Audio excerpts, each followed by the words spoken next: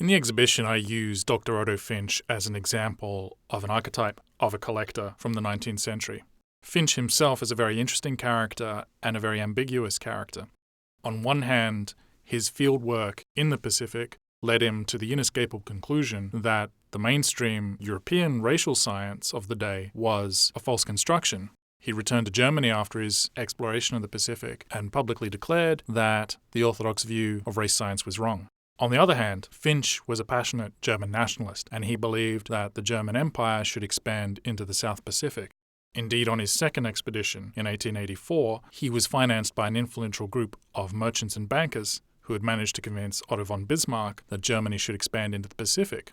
Finsch, while being sent out as an ornithologist and as an ethnographer, was also sent to find coaling stations, trading points, and territories that the German Empire could acquire. Finsch also represents a kind of collector who sought the culturally authentic or the pure. In fact, he advertised his sale of his collection to the American Museum of Natural History as a typical example of a collection of Stone Age materials.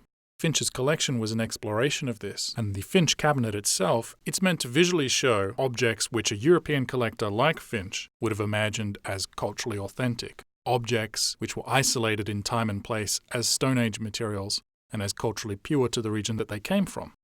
The objects in the cabinet, with one exception, come from New Guinea. But New Guinea is a very diverse region with different languages and cultures, and the objects there are thrust together in a kind of absurd homogenization and deliberately displayed with absolutely no context for a modern viewer.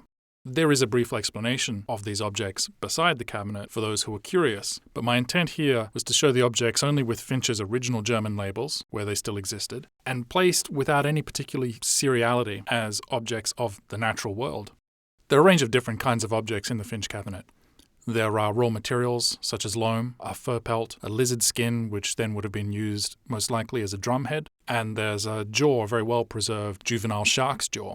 But there are also objects of human manufacture, a boomerang from North Queensland, a club from the Trobriand Islands, and a canoe prow.